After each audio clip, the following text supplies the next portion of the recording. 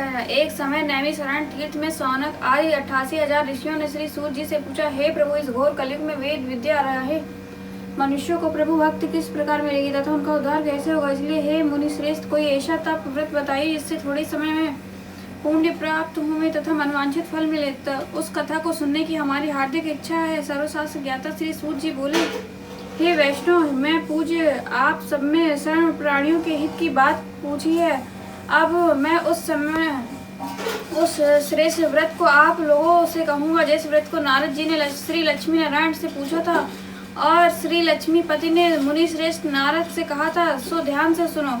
एक समय योगी राज नारद जी दूसरों के हित की इच्छा से अनेक लोकों में घूमते हुए मृत्यु लोक को आ पहुँचे। यहाँ अनेक योनियों में जन्मे हुए प्रायः सभी मनुष्यों को अपने कर्मों के द्वारा अनेक दुखों से पीड़ित होकर सोचा, किस यत्न के करने से इनके दुखों का नाश हो सकेगा। ऐसा में हमने सोचकर मुनि श्रेष्ठ नारद जी विष्णु लोक को गए। वहाँ श्वेत वर्ण और 4 भुजाओं वाले देवों के इस नारायण जी को देखा, जिनके हाथों में शंख चक्र गदा तथा पद्म थे तथा वरमाला पहने हुए थे। उन्होंने देखकर नारद जी उनकी स्तुति करने लगे, हे भगवान, आप अत्यंत शक्ति से संपन्न हैं। मन तथा वाणी भी आपको नहीं पा सकती। आपका आदि मध्य और अंत नहीं, निर्गुण स्वरूप सृष्टि के कारण भूत व भक्तों के दुखों को नष्ट करने वाले हो, आपको मेरा नमस्कार। नारद जी ने इस प्रकार की स्तुति सुनकर विष्णु भगवान बोले कि हे मुनि श्रेष्ठ, आपके मन में क्या है? आपका यहाँ किस काम के लिए आगमन हुआ है? निसंकोच कहा। तब नारद मुनि बोले, मृत्यु लोक में सब मनुष्यों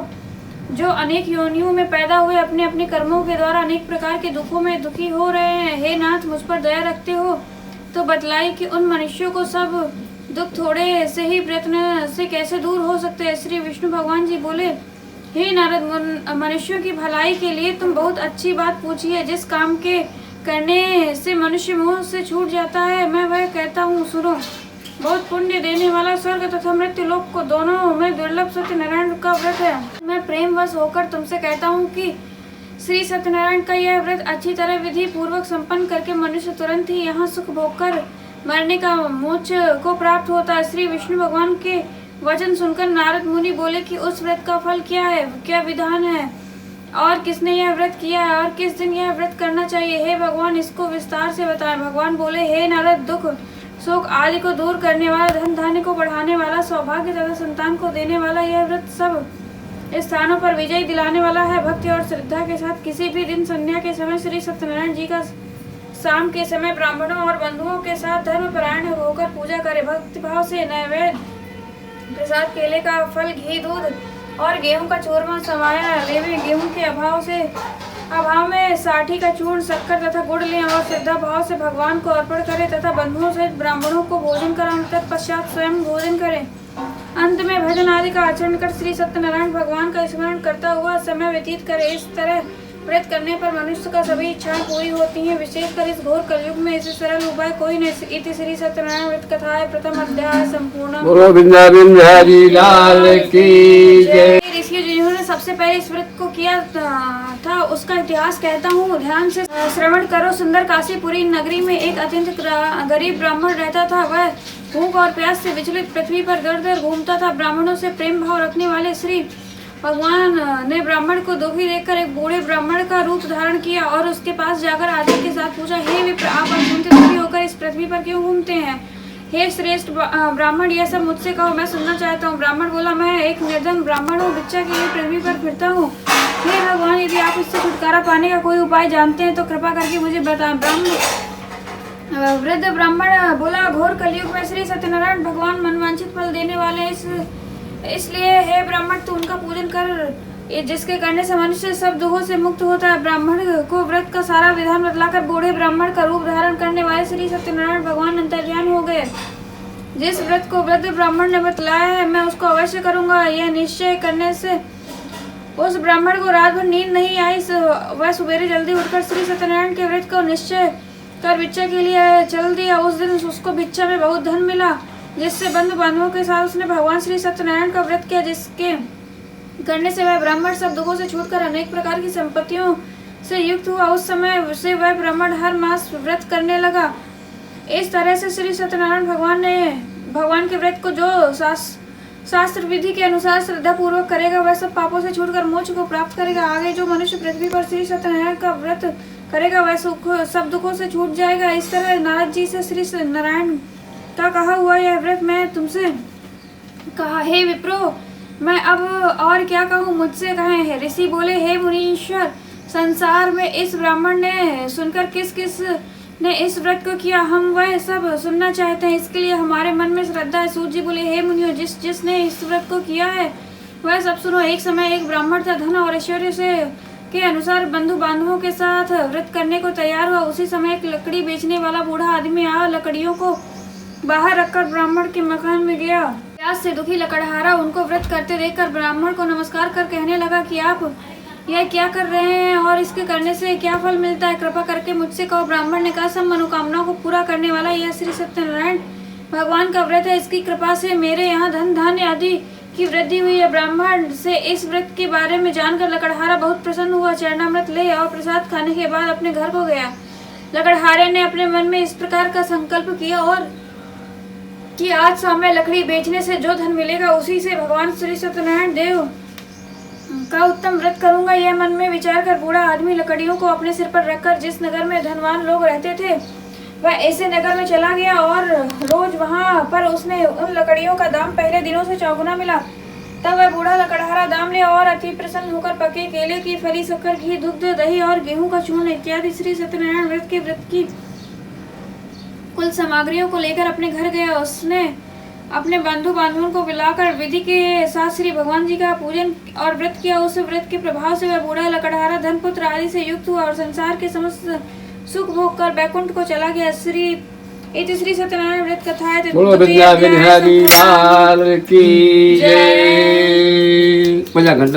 घंटा बजाइए, घंटा देखिए, घंटा बज रहा है।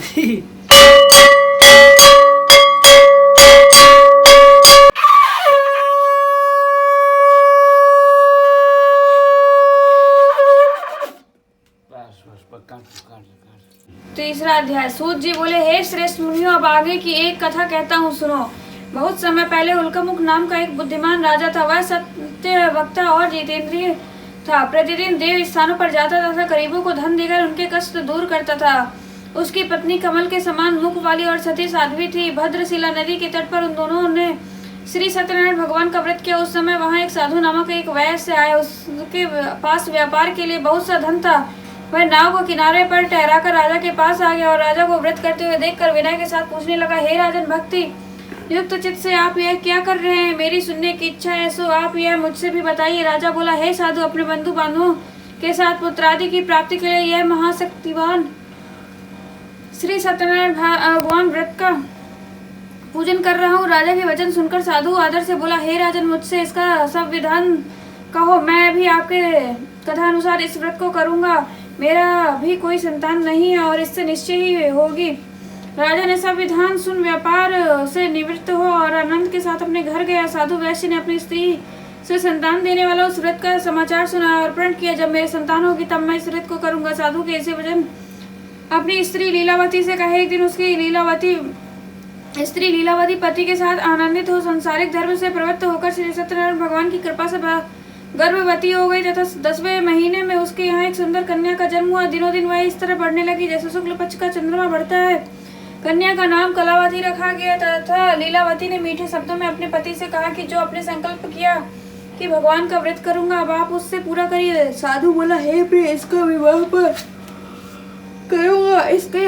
इस प्रकार अपनी पत्नी को आश्वासन दे वह नगर को व्यापार करने चला गया। धीरे धीरे कलावती पितृगृह में दिनों दिन बढ़ने लगी। लौटने पर साधु ने जब नगर में सखियों के साथ अपनी पुत्री को खेलते हुए देखा तो तुरंत दूध बुलाकर कहा कि पुत्री के वास्ते कोई सुयोग्य वर देखकर लाओ। साधु नामक वैश्य की आज्ञा पाकर दूध कंचन नगर पहुंचा और वहां पर बड़ी खोज और देखभाल कर लड़की के लिए सुयोग्य वणिक पुत्र को ले आया और सुयोग्य लड़के को देखकर साधु ने अपने बंधु बांधवों सहित प्रसन्नचित होकर अपनी पुत्री का विवाह उसके साथ कर दिया। किंतु दुर्भाग्य से विवाह के समय भी वह व्रत को करना भूल गया। तब श्री भगवान क्रोधित हो गए। उन्होंने वैश्य को श्राप दिया कि तुम्हें दारुण दुख प्राप्त होगा। अपने कार्य को में कुशल साधु बनिया जमाता सहित नाव को लेकर व्यापार के लिए समुद्र के समीप स्थित रत्नपुर नगर में गया। और वहां दोनों ससुर जमाई चंद्रकेतु राजा के उस नगर में व्यापार के लिए एक रोज भगवान श्री सत्यनारायण की माया से प्रेरित कोई चोर राजा का धन चुराकर भागा जा रहा था, किंतु राजा के दूतों को आता देखकर चोर ने घबरा कर भागते हुए राजा के धन को वहीं चुपचाप रख दिया। और जो ससुर जमाई ठहरे हुए थे, जब दूतों ने साधु वैश्य के पास राजा का धन तो रखा देखा तो वो दोनों को बांध कर ले गए। प्रसन्नता से दौड़ते हुए राजा के समीप जाकर बोले, ये दो चोर हम पकड़ कर लाए, देखकर आज्ञा दे रहा। तब राजा ने बिना उनकी बात सुने ही आज्ञा दे कठिन कारावास में डाल दिया और उनका सब धन भी छीन लिया। श्री सत्यनारायण भगवान के श्राप द्वारा उनकी पत्नी भी घर पर बहुत दुखी हुई और घर पर जो धन रखा था चोर चुरा कर ले गए। शारीरिक व मानसिक पीड़ा तथा भूख प्यास से अति दुखित हो अन्न की चिंता में कलावती करने एक ब्राह्मण के घर गई। वहां उसने श्री सत्यनारायण भगवान के व्रत को होते देखा, फिर कथा सुनी तथा प्रसाद ग्रहण कर रात को घर आई। माता ने कलावती से कहा, हे पुत्री, तू अब तक कहाँ रही, वह तेरे मन में क्या है? कलावती बोली, हे माता, मैंने एक ब्राह्मण के घर में श्री सत्यनारायण भगवान का व्रत होते देखा। कन्या की वचन सुनकर लीलावती भगवान के पूजन को तैयारी करने लगी। लीलावती ने परिवार और बंधुओं सहित श्री सत्यनारायण भगवान का पूजन किया और वर मांगा कि मेरे पति और दामाद शीघ्र घर आ जाए। साथ ही प्रार्थना की, हम सबका अपराध क्षमा करो। श्री सत्यनारायण भगवान इस व्रत से संतुष्ट हो गए और राजा चंद्रकेतु को स्वप्न में दर्शन देकर कहा, हे राजन, जिन दोनों वैश्यों को तुमने कैद कर रखा है वे निर्दोष है, उन्हें प्रातः ही छोड़ दो और उनका सब धन जो तुमने ग्रहण किया है दे दो, नहीं तो मैं तेरा धन राजे पुत्र आदि सब नष्ट कर दूंगा। राजा के इसी वचन कहकर भगवान अंतर्ध्यान हो गए। प्रातः काल राजा चंद्रकेतु ने सभा में अपना स्वप्न सुनाया और सैनिकों को आज्ञा दी कि वो दोनों बड़े पुत्रों को कैद से मुक्त कर सभा में लाया जाए। दोनों किन्ने आते ही राजा को नमस्कार किया। राजा मीठी वाणी से अपनी गलती को क्षमा मांगी। उसने कोमल वाणी से बोला, हे महानुभावों, भाग्यवश आप लोगों को ऐसा कठिन दुख प्राप्त हुआ है, आपको कोई भय नहीं। ऐसा कहकर राजा ने उनको नए वस्त्र आभूषण पहनाया तथा उनका जितना धन लिया था उसे दूना धन देकर आदर सहित विदा किया। दोनों वैश्य अपने घर को चल दिए। तीसरी सत्यनारायण व्रत कथा तृतीय अध्याय संपूर्णम। बोलो वृंदावन बिहारी लाल की जय। बोलो वृंदावन बिहारी लाल की जय।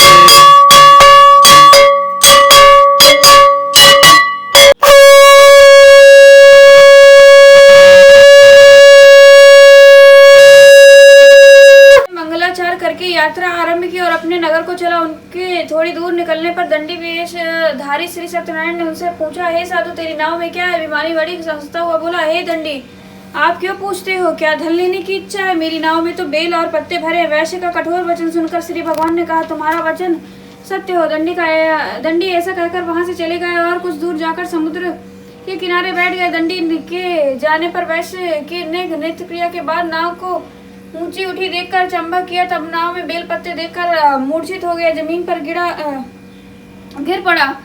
फिर मूर्छा खुलने पर अत्यंत शोक प्रकट करने लगा। तब उसका दामाद बोला कि आप शोक न करें, यह दंडी महाराज का श्राप है, तो उनकी शरण में चलना चाहिए, तभी हमारी मनोकामना पूरी होगी। दामाद के वचन सुन वह दंडी महाराज के पास पहुंचा और अत्यंत भक्तिभाव से नमस्कार करके बोला, मैंने जो आपसे असत्य वचन कहे थे उनको क्षमा करें। ऐसा कहकर महान शोकातुर हो रोने लगा। तब दंडी भगवान बोले, हे बड़े पुत्र, मेरी आज्ञा है, इससे बार बार तुम्हें दुख प्राप्त हुआ है, मेरी पूजा से विमुख हुआ है। साधु बोला, हे भगवान, आपकी माया से मोहित ब्रह्मा आदि तक भी आपके रूप को नहीं जानते, तब मैं अज्ञानी कैसे जान सकता हूँ?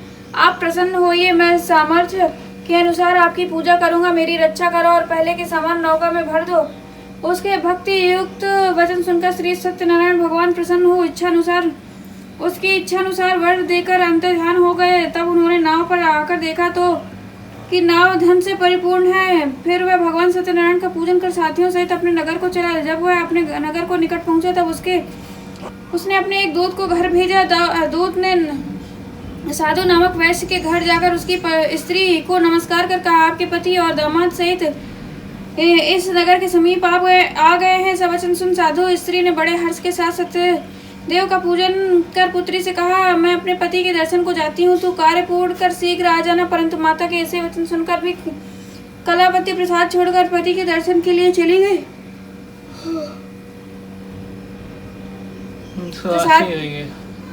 प्रसाद की अवज्ञा के कारण सत्यदेव ने रुष्ट होकर उसके पति को नाव सहित पानी में डुबो दिया। कलावती अपने पति को देखकर रोती हुई जमीन पर गिर गई है। इस तरह नौका को डूबा हुआ तथा कन्या को रोती हुई देखकर साधु दुखित हो बोला, हे भगवान, मुझसे या मेरे परिवार से जो भूल हुई हो उसे क्षमा करो। उसके दीन वचन सुनकर सत्यदेव भगवान प्रसन्न हो गए और आकाशवाणी हुई, हे साधु, वैसे तेरी कन्या मेरे प्रसाद को छोड़कर आई है, इसलिए इसका पति अदृश्य हुआ। यदि वह घर जाकर प्रसाद खाकर लौटे तो इसका पति अवश्य मिलेगा। ऐसी आकाशवाणी सुनकर कलावती ने घर पहुंचकर प्रसाद खाया, फिर आकर पति के दर्शन किए तथा तत्पश्चात साधु ने बंधु बांधवों सहित श्री सत्यनारायण जी का विधि पूर्वक पूजन किया। उस दिन से वह हर पूर्णिमा के और श्री सत्यनारायण का पूजन करने लगा। फिर इस लोक का सुख भोग कर अंत में स्वर्ग लोक को गया। ये श्री सत्यनारायण व्रत कथा चतुर्थोध्याय। बोलो वृंदावन बिहारी लाल की जय।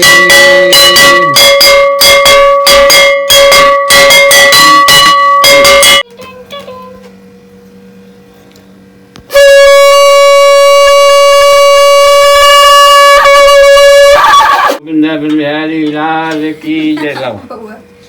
हे ऋषियों, मैं और भी कथा कहता हूँ, सुनो।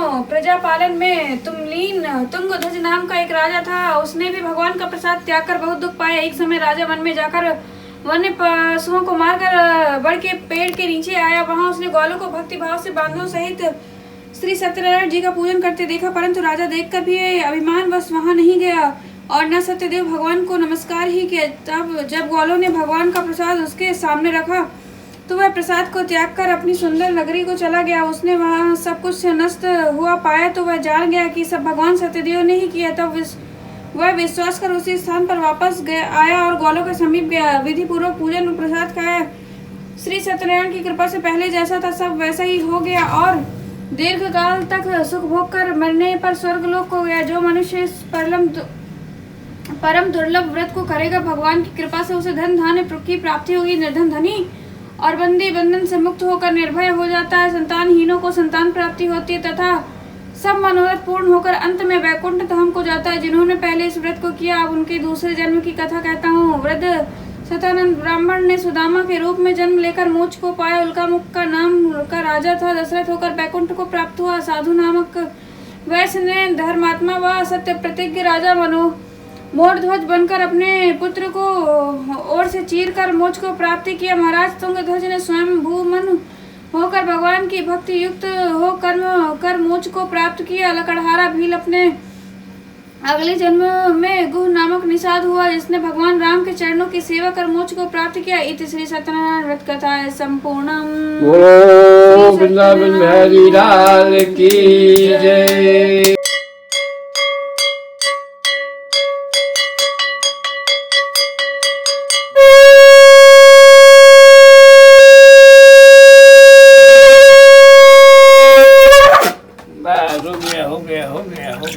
नमः स्वाहा।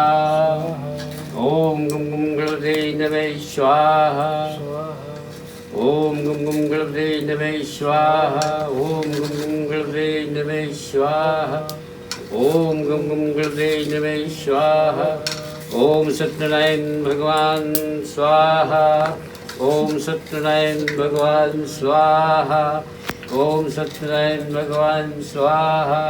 ओम सत्यनारायण भगवान स्वाहा। ओम सत्यनारायण भगवान स्वाहा। ओम नमो नारायण भगवते वासुदेवाय नमो स्वाहा। ओम नमः शिवाय स्वाहा। ओम नमः शिवाय स्वाहा। ओम श्री सीताराम स्वाहा। ओम श्री सीताराम स्वाहा। ओम श्री सीताराम स्वाहा।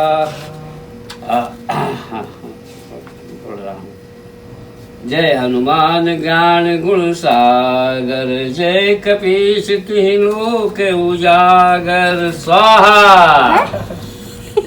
राम दूत अतुलित बल धामा। अंजनी पुत्र पवन सुत नामा। स्वाहा। अब बस हो गया, इसके बाद पूरा उठा दो, फिर मैं बोलता जाता हूँ। अरे भाई इधर नहीं। हाँ। ओम ब्रह्मदेवाय नमः स्वाहा। ओम ब्रह्मदेवाय नमः स्वाहा। ओम सोमवाय नमः स्वाहा। ओम बुद्धाय नमः स्वाहा। ओम गुरुवाय नमः स्वाहा। ओम शुक्राय नमः स्वाहा। ओम केतुवाय नमः स्वाहा। ओम केतुवाय नमः स्वाहा। ओम शुक्राय नमः स्वाहा। ओम राहु नमः स्वाहा। हर हर महादेव। सब देवता नमः स्वाहा। ये जय हो।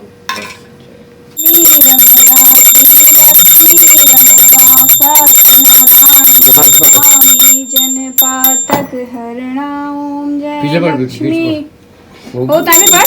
अरे उल्टा भाव भक्ति के कारण छिन छिन रूप धरे सचाधारण इनके गाय करो ओम जय लक्ष्मी रमणा। बाल बाल संग राजा वन में भक्त करी मर्यादित दीन दयाल हरि ओम जय लक्ष्मी रमणा। शरद प्रसाद सवारो कजली फल में पा धूप दीप तुलसी के आदि सतदेवा ओम जय लक्ष्मी रमणा। सत्यनारायण जी की आरती जो कोई नर गाए तन मन सुख संपत्ति मन वांछित फल पावे ओम जय लक्ष्मी रमणा। लक्ष्मी रमणा। बोला श्री सत्यनारायण भगवान की जय। ले हम मूंगफली की आरती करवा दिया जाए। लाओ तुम आरती ले मैं बनाऊं। और अच्छी ले ले अच्छी ले ले और अच्छी ले ले ले मंगली आरती। ये अभी जाना नहीं यहाँ से। प्रसाद दे दिया। ले मंगली मतलब मुंह बना मंगल ले। जय हो। रुकिए रुकिए। हाँ अब थोड़ा पास से लीजिए और नीचे झुके। जय हो जय हो। बोले सत्यनारायण भगवान की जय। बस हो गया। ये मस्त गोविंदम तमें समर्पयामि।